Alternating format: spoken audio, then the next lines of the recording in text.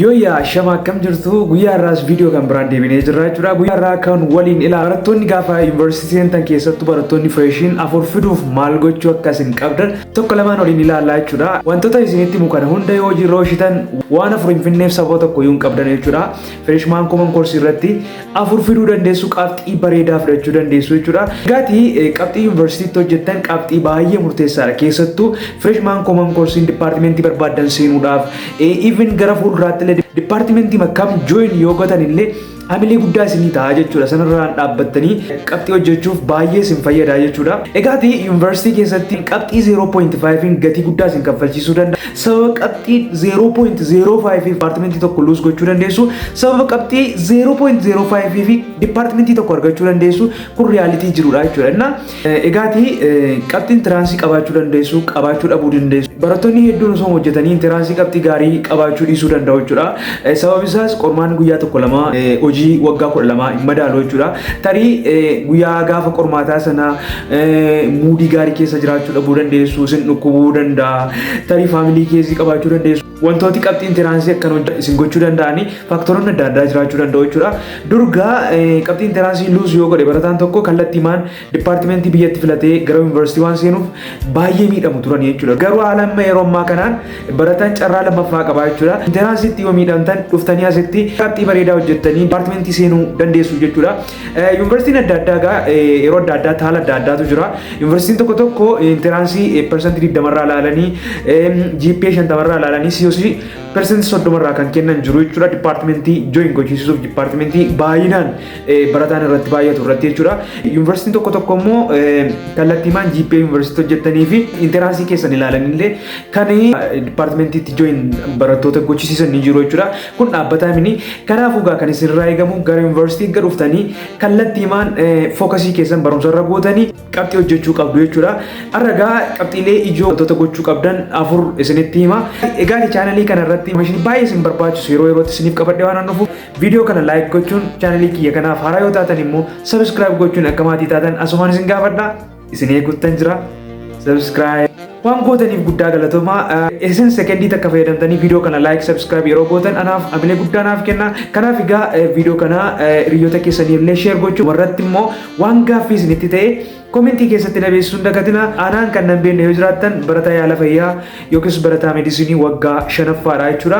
Egaati gibbitti qabxii gaarii hojjechuuf egaa istiraateejiin jalqabaaf inni tokkoffaan dubbisuudha jechuudha.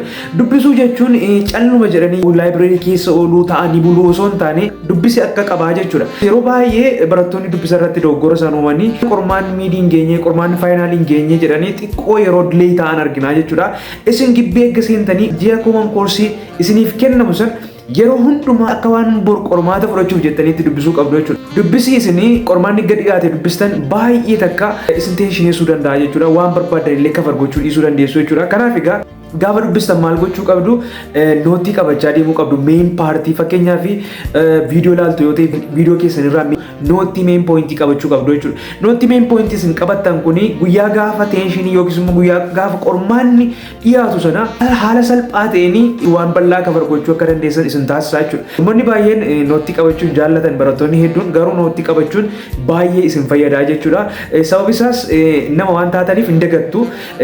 Main pointii waan dubbistan kitaaba bal'aa gaafa dubbistan viidiyoo dheeraa gaafa ilaaltan hin dagattu waan taataniif qormaanni gaafa dhiyeetu immoo viidiyoo sana irra deebi'uuf yeroo qabaachuu dhiisuu dandeessu. Kitaaba sana guutuu irra deebi'uuf yeroo qabaachuu dhiisuu dandeessu.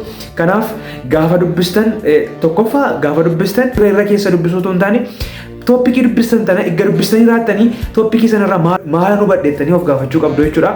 Eegga sammuu keessanitti qabattanii main pointii wanta sana keessa jiru eegga ofii keessaniin test of gootaniin booddee toopikii kan biraatti darbuu dandeessu jechuudha. Yeroo baay'ee waan nu galee nutti fakkaate shortii memorii keessa eegga galeen booddee waan nu galee wayii fakkaate guyyaa takka lama booddee hin dagannaa jechuudha. Hanga longi memoriitti seef ta'utti dubbisuu qabdu jechuudha. Yeroo baay'ee kilaasii keessatti barsiisota irraa akkasumara waan addate waan argattan hin qabdanii garuu astamaaronni dhimmanii nama barsiisan waan jiraniif kilaasii keessattis hordofuun ba'eessaa jechuudha. Kanaaf egaa walumaa galatti waan gochuu qabdan sirriitti pilaanii baafattanii karooraan dubbisuu qabdu. Har'a kana dubbise, boor kana dubbise bakka gaafa dubbistanii fakkeenyaaf har'a tooppikii har'a guyyaa irraa barattan tooppikii guyyaa irraa barattan kan har'a galgala yoo isin danda'ame bulleessitanii buluu qabdu jechuudha. Tooppikii bor barattan immoo haga danda'ametti hanga takka ituu highlight isaa ilaaltanii galtanii gaafa barsiisaan kilaasitti barsiisu haala salphaa ta'een akka hubattaniif isin gargaara jechuudha. Inni guddaaf olaanaan karooraan dubbisuun isinirraa eegama. Inni lammaffaanii qabxii gaarii hojjechuuf waan isin gochuu qabdan istiraateejiin lammaffaan qorumsa bara darbee yuunivarsiitii adda addaa walitti qabdanii infoo kallattii adda addaa walitti qabdanii hojjechuu qabdu jechuudha. Keessattuu infoo yuunivarsiitii join gootanii jirtanii yoo argattan infoo sana kan bara kamii haa ta'u miis gochuun qabdan jechuudha. Sirriitti hojjechuu qabdu. Gaaffiin isinitti ulfaachuu danda'a. Hiriyoota keessanii wajjin diskas gootanii hojjechuu qabdu.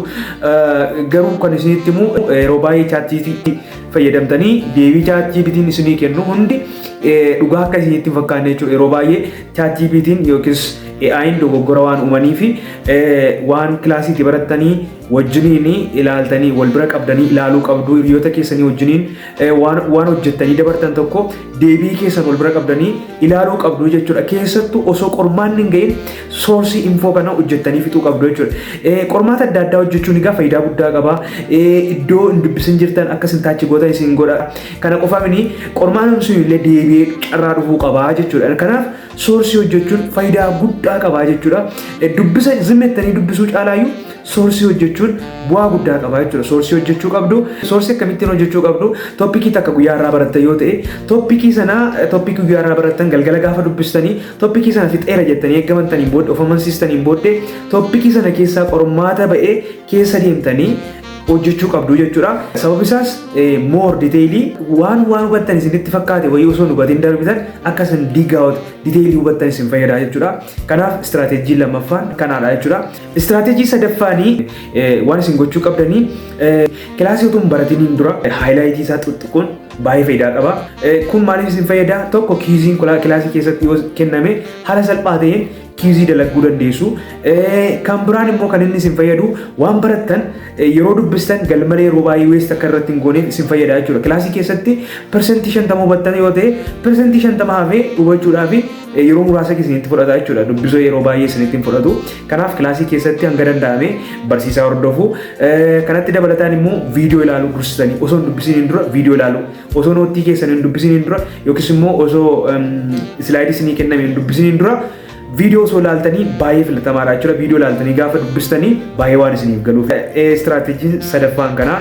Inni arfaffaaf inni olaanaanii gibbii gaafa seensitanii egaa wantoota akkas hin qabxiin hojjenne godhan faaktoroota hedduutu jiru. Wantoota akkas hin qabxiin hojjenne isin godhan irraa of qusachuu qabdu jechuudha. Wantoonni kun tokko oduun barataa jira.